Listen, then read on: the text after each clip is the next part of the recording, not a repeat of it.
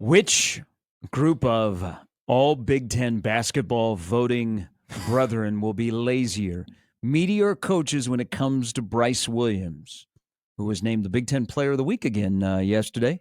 8 times over 25 points. I say he will be all Big Ten regardless of where Nebraska finishes, because I have faith in the system and I have faith in coaches that know what they're watching and game planning against. The media will look at the stats, but I don't know if this is a shout out to Seamus or not, but Nebraska could start a little campaign to make sure that Bryce Williams is all Big Ten. Even if you look at the stats, he still had a good year, still averaging 19 points a game on 47% shooting, 35 from 3 with an 89% free throw percentage. Now I think if you've been watching and you go on the, you look at the 6-game skid and the fact that he wasn't playing up to the level he was previously, but the last 2 games he's played up to the level to the point where they beat ranked teams. So I think he deserves to be all Big Ten. First team all Big Ten, probably not, but all Big Ten for sure. Man, I know they'll be like, you know what? He's second team all Big Ten. He's worthy of being all Big Ten. Oh, I think just in general. I think the coaches and the media, I don't even know how they do the voting now. Because I know I vote in the Summit League. And think about this. If Bryce Williams, so Markel Sutton will be first team Summit. Kalkbrenner will be first team all Big East. Bryce Williams, I think, should be first team all Big Ten, regardless of where Nebraska finishes. Now, if Nebraska finishes 17th or 18th, I might take a step back and admit that he shouldn't be first team all Big Ten. But here's another part I was thinking of watching some highlights of him yesterday. In the portal era where you're eligible right away, isn't it interesting that 2 of the better portal pickups in men's sports at Nebraska both chose to wear number 3? Oh, no, I'm not. Why am I? Palmer? Bryce Williams and Trey Palmer. There you go. Look at me. That is curious. Look at that. Isn't it? I think it's more funny that Bryce Williams and Juwan Gary have been successful transfer portal guys, but we've seen the success in year 2 and year 3, as opposed to seeing the success right away. I think there's a benefit to that. I think when we think of the transfer portal, too often we think of, hey, got to bring this guy in, he's got to play well right away. Like, there is a benefit to being in a program for an elongated period of time, for getting comfortable, for having routines, for understanding the offense, for knowing what your position is, knowing where your spots is within that offense. Like, I think that immediately when any sport brings in a transfer portal player, it's expected that they're going to perform right away, and that performance is their peak essentially, because maybe they've already been playing the sport that they're transferring into. But there is a benefit, absolutely, to continuing to see these guys grow. And just because they started somewhere else doesn't mean that they can't grow within your program. Juwan Gary and Bryce Williams have absolutely done that, not only just from a playing perspective, but a leadership perspective as well. I was looking because I wanted to warm up. It's like 9 degrees outside. What happened to the warm weather? I was about to say. Wasn't that a fun day? What happened to baseball and softball teams being outside practicing? I don't know. I saw a meme that this is called Fool's Spring. Yes. I like that phrase. Fool's Spring. It's like, oh my God, we're here, 45-degree weather, 50-degree weather, and you're in February. Like, this is awesome. And then you're back to being in the bitter cold. And then you get like hopeful spring, and which is like another time in like March where it's like warming up a bit and like the wind is less, whatever. And then you're back to winter, and then you hit April, and you're like, all right, now we're into spring. On that heels, I like that. Somebody described to me yesterday, because they heard me comment that, the off-season title, and Sam kind of alluded to it when he was on with us in the second hour. I don't care what Kool-Aid you drink or whatever, okay? I'm just going to give you some facts here. Nebraska football's roster with helmets and headsets is better than it was at the end of the year. And some of it is on paper because you haven't seen them play in a Nebraska uniform. I get that. I also get that, you'll wait. That's fine. But then look at the schedule. Like, if you think about off-the-radar teams that make a run, Nebraska's schedule actually is set up to be one of those teams. you start the year with a little bit of, you get attention. You're going to have a standalone game. Yeah, it's going to be national TV on a Thursday. Then you have the Michigan game. At a big venue. You have the Michigan game, which will get a lot of attention. And then you kind of, you have to navigate some potential potholes. And then you get to November where you have some marquee games where if you take care of business, people are talking about you. So when I was saying that yesterday, this person emailed me and they said, "You've got a drug. You're addicted to a drug." And I said, "Really?" And I said, "What is that drug?" And he said, "There is a drug that infiltrates the state of Nebraska this time every year, and it lasts for about 8 months. You can't get rid of it. You can't have like the police can't come and take it away. It's called Hopium." That is a great phrase. It is a great phrase. I said I'm going to steal that, and I'm probably going to run that phrase into the ground, that we all have Hopium. It's not Kool-Aid drinking anymore. We have Hopium. See, I'm not blaming you because I'm not calling you a Kool-Aid drinker, but you said something that really is the problem of the Kool-Aid drinking, and which is where this dawns from, right? What did you say? You go, you have a marquee matchup, then you have Michigan, and then you have to, quote unquote, navigate some potholes, right? Mm-hmm. Meaning you have, after the Michigan game, Michigan State, Maryland, Minnesota, Northwestern, USC, UCLA. Right now, if we were doing future lines, Nebraska would be favored in every single one of those games. Yep.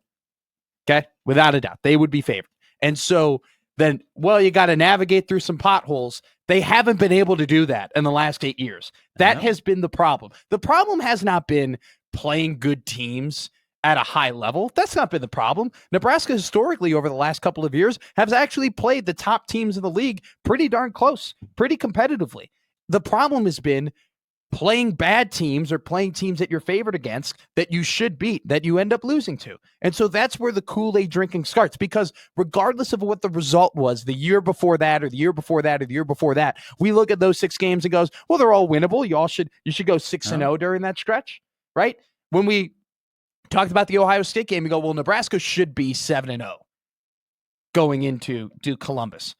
I think everybody knew who had been around the program for a while at that point knew, regardless of the fact that they were going to be favored in 7 of those games, they were not going to go 7-0 because some way, somehow, this program, like they have in the beginning or have been for the most recent history, have been able to navigate the potholes. That's what the season comes down to.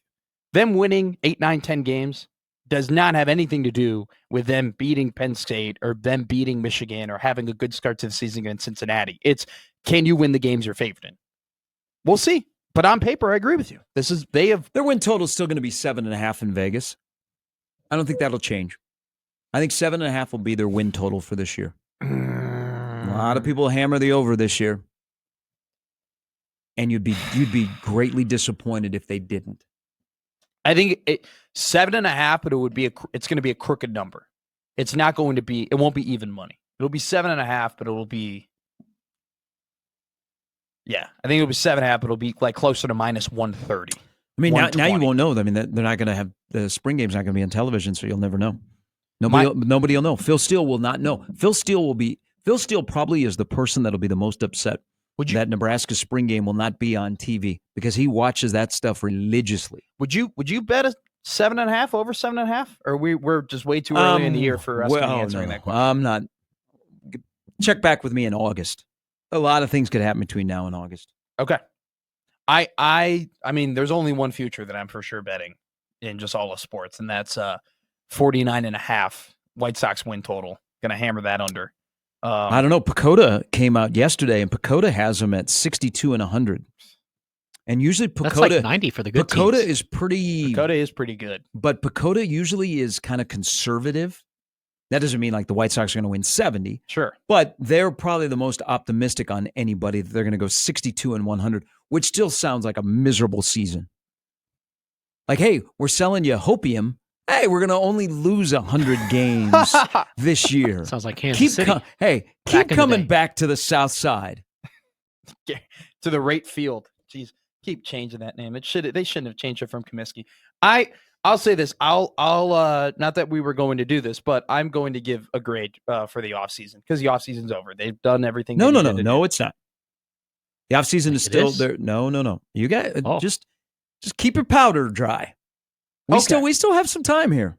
We haven't even. You think so? Super Bowl. Yes, we still have some time here. The offseason is not over. Now, the current portal window is. I'll do the current portal window. Do the portal class. That's what I'll do. Okay. As of February 4th. Fair enough. You're right. The offseason isn't over until we get to the first game of the year. My apologies. The portal window, this window of changing your roster is over. I give it a B+. I will B+ you. The reason why they've filled the holes they needed to fill. Okay? They got the wide receivers. They got the linebacker.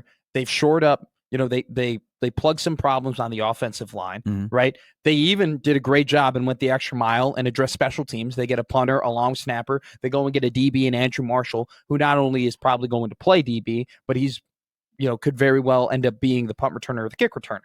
The reason why it's a B+ and it's not an A is because you needed a tackle with experience. You needed, I think, for this to have been an absolute slam dunk home run offseason, you get a tackle with a ton of experience, a tackle that immediately we can plug him in and we're going to be fine. We're going to be okay. And is that really hard to do? Yes.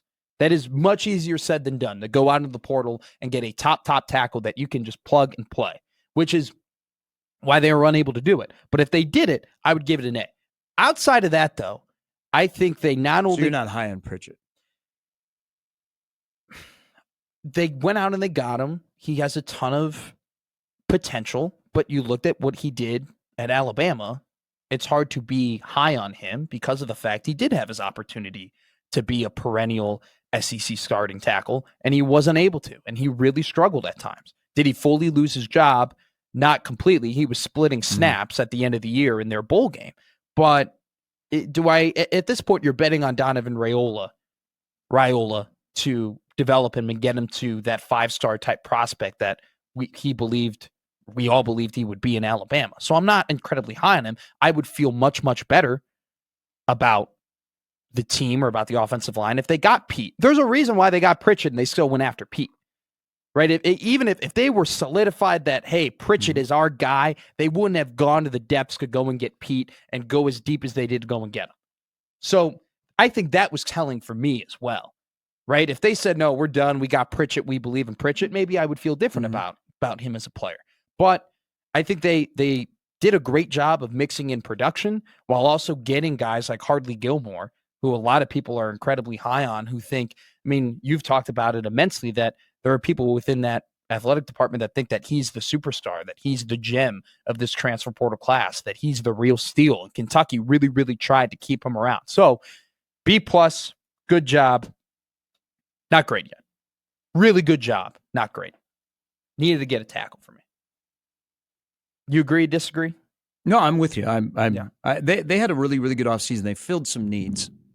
They had needs. They have bridge guys for their younger guys to their older guys. They kept the priority guys that they wanted. It's just, this is the thing I like about this upcoming season, which, how many days away? What are we, about 200 days away? Jimmy? Rain Man? What day is today? It's just Tuesday? about football. No more friggin' excuses. Yeah. No flowery language from the motivating head coach. You know what? It's just football. You either a good football coach or you're not a good football coach. You've either assembled a roster that can win in the Big Ten or not. Okay? That's all that matters. No more excuses. Not that I was saying they were searching for excuses, but it's just about football. Okay? 206. You are in a better spot with your roster. You're in a better spot with your coaching staff. Now it comes down to, can you coach and win on Saturday?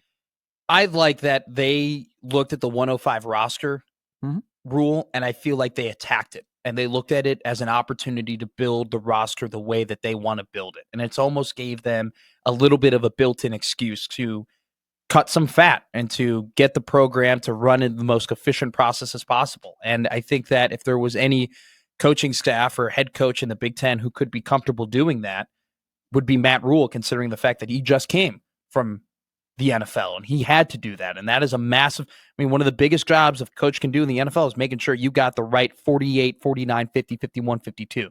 Because at the end of the day, that's the difference. That could be the difference between winning and losing. Well, I think I think he attacked it. I think with his staff, I don't think Matt Rhule is a great X's and O's guy. I think Matt Rhule, to succeed, has to have an elite roster. I don't think just by his football acumen, he's going to win games on Saturday. And then, there's a lot of coaches that are like that. There's a lot of coaches. But his role that he does really well is a organizer, a motivator, and a CEO. And I think looking at how he's assembled this staff, he's personified that role as a CEO. He has hired people that are his weaknesses, and now he can get out the way. He's got a head coach of the offense. Leader. He's got a head coach of the defense. He's got a talented coordinator, and now he can do what he does. And he's got a guy in Phil Snow that maybe knows him well enough that can help him when it gets to Saturday in key situations when it comes to clock and game management. Because clock and game management is a major, major issue under this head football coach at Nebraska. The other stuff that had been an issue, he's addressed in the offseason. And he's taken care of whether it be with a player or with a coach. And that's a great sign of a CEO. And that's not always easy to do. But you know what is really rewarding to do? Is to be able to do something like that and win. And that's what you're here to do, is to win. And I've said this post UCLA for the first time. And I would have done the same thing as you're learning the landscape. Matt Rhule started to operate like he's on a 1-year deal. And there was a sense of urgency instead of, this will be year 3 of 7 years. It's a 1-year deal. I want to win. There's a sense of urgency. I think with him too, I gave him a lot of flack for the first go around of hiring coaches, right? Bringing in guys that didn't have a ton of experience, but that he was comfortable with. And you can parlay it off of the very derogatory, well, he hired his friends, right? Oh, he hired his friends. He hired familiarity, which is commonplace. Sure, it is. And I gave him a lot of flack for it, but I sit down and I think about these things, and I just, it's outside of just here. You're just sitting, you're just thinking. And I'm like, when he got to Nebraska, the program was in a tough spot. To say the least, it was in a tough spot. And he didn't just need to come in and get better players and get better coaches. He needed to completely rebuild the program from the bottom up, the way he wanted to do it. And so I look back at his first go around of hires, and I don't look at it as negatively as maybe people would look at it, because it was very clear to me that he hired those guys not to necessarily give them the best chance on Saturdays. He hired those guys so they can build the program to then get to the point where they give themselves the best chance on Saturdays. And so he hired those guys. He built that culture. That culture is built. Now he's brought in the mercenaries. Now he's brought in the ringers. Now he's brought in former head coaches. Now he's brought in legitimate coaches with acumen who have proven in their spots that they can be successful. You're absolutely right. No more excuses. They spent all the money. They've gotten support from NIL. They have a very, very high salary in terms of assistant coaches. They've gotten what they believe is the best of the best that they could possibly acquire. Now it's time to win. Now it's time. There's no more. We're done. We're done with this whole, remember what it was in the past and relative success or this and that. No. Nebraska has given Matt Rhule every single resource for him to possibly be successful in terms of acquiring coaches and acquiring talent. He's done it. He's got his roster.